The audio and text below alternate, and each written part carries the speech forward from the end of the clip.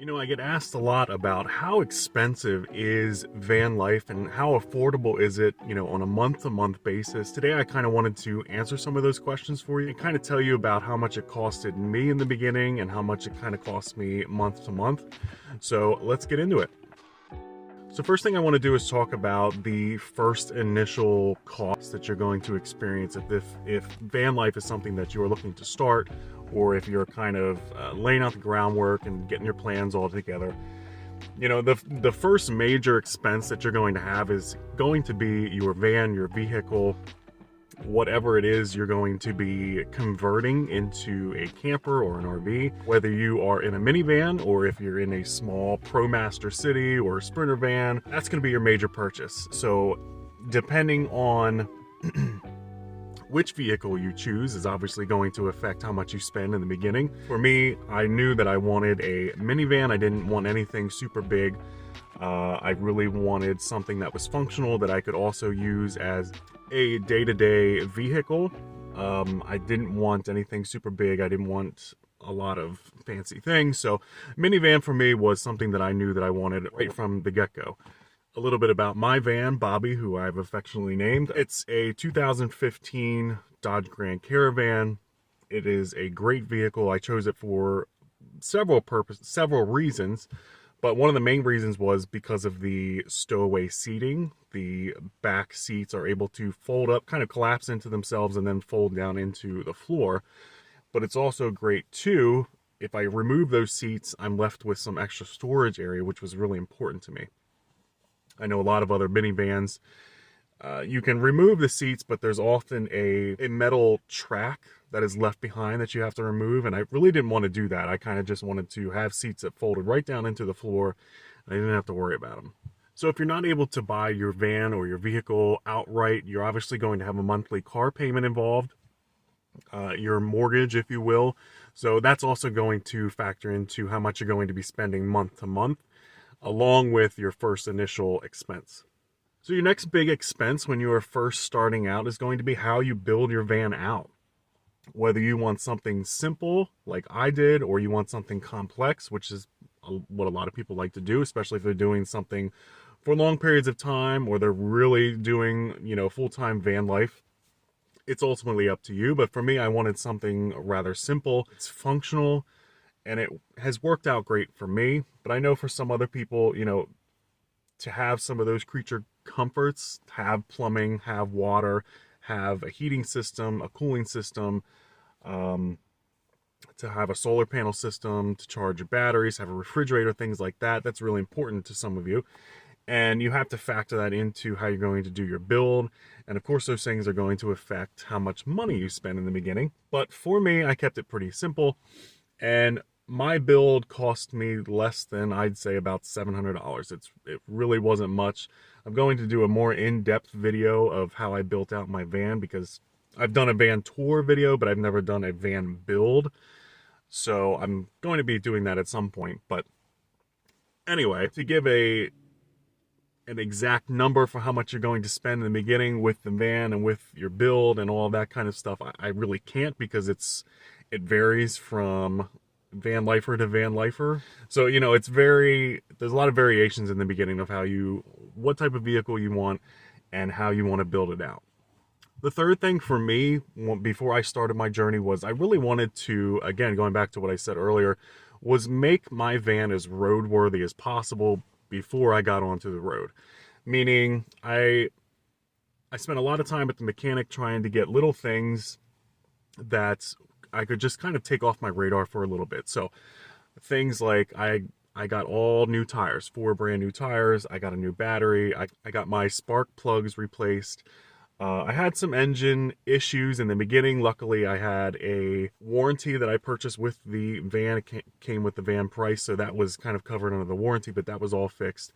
And there was some other little minor things that, filters and a really good oil change. Just things that I can do before I really get out onto the road to make sure, to just give me a little bit of comfort and a peace of mind, really.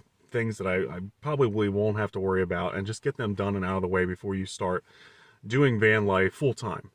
So that kind of covers the first initial cost that you're probably going to encounter. So now I kind of want to transition into month-to-month things that I have to pay out and kind of deal with, and maybe talk about some things that you might not think about.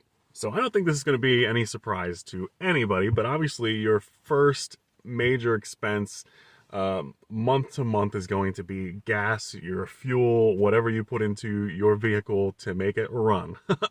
That is going to be your most expensive bill.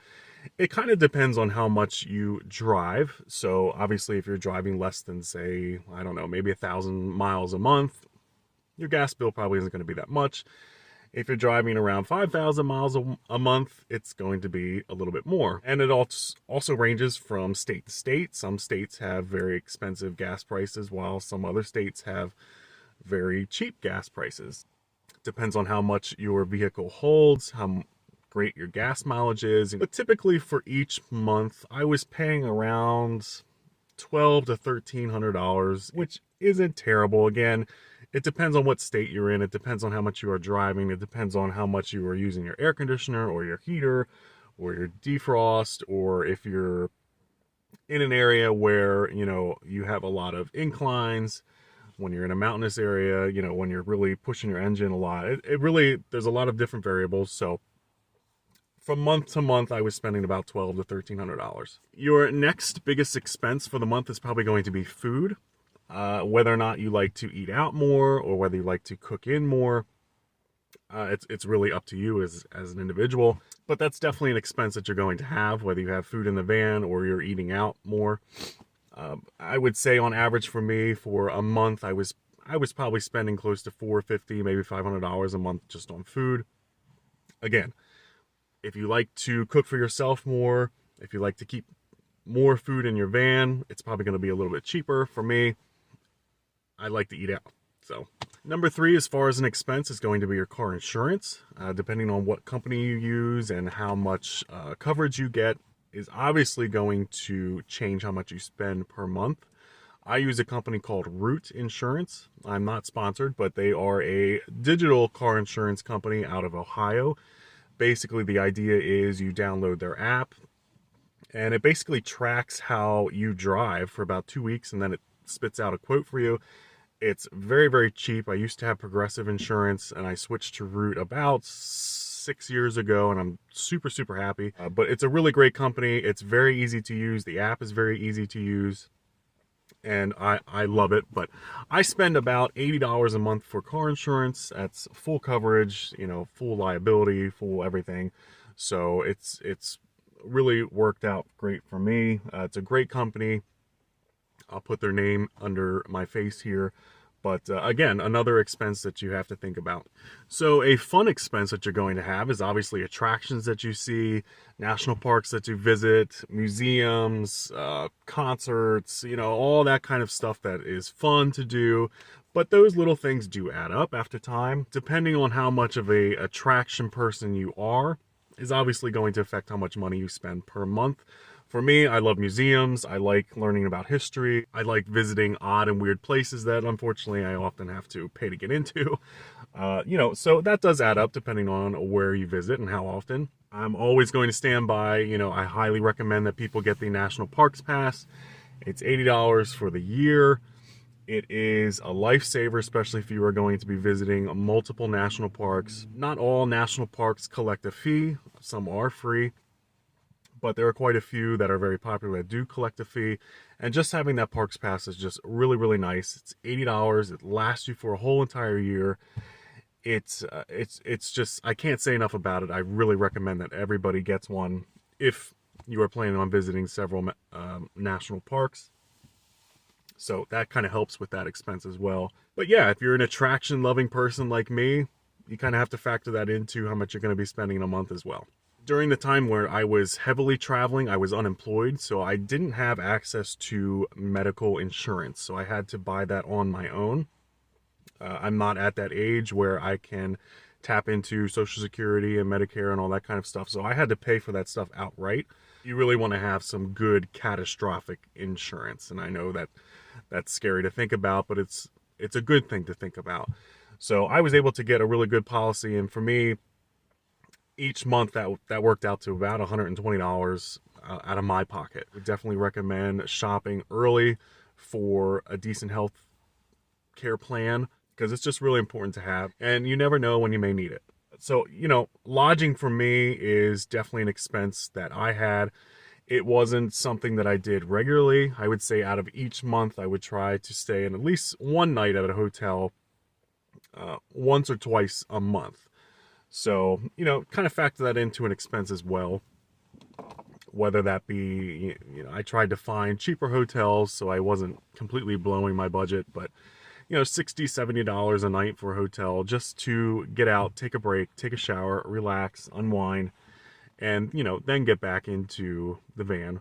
But there's definitely going to come a time where you're going to want a break. Budgeting in money to stay at a hotel is really important, and I definitely encourage it. Another expense that you're going to have, and one that's extremely important, is basic regular maintenance on your vehicle. Your 5,000 mile oil changes, your 5,000 mile tire rotations, getting your van or your truck or whatever, fully inspected. It will prolong the time that you will be able to be out on the road enjoying van life, and just give you that peace of mind knowing that your van is roadworthy and it's being taken care of. Pretty much after all of these expenses, month to month, you're kind of coming up to the end of it all. There might be a few miscellaneous expenses that you will have. Doing laundry really doesn't cost much, a few quarters here and there. Little things that you may need in the van every once in a while. You may have to buy new clothes depending on if you change climates or if you maybe forgot to pack something, which is totally fine.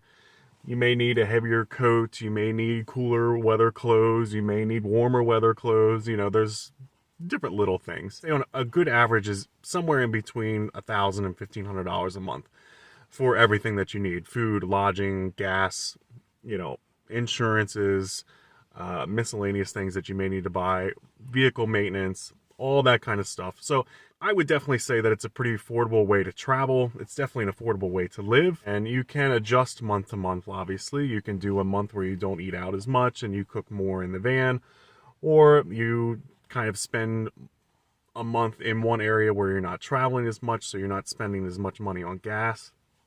A lot of different variables. That's one of the great things about van life. Each day is different and you can change from day to day.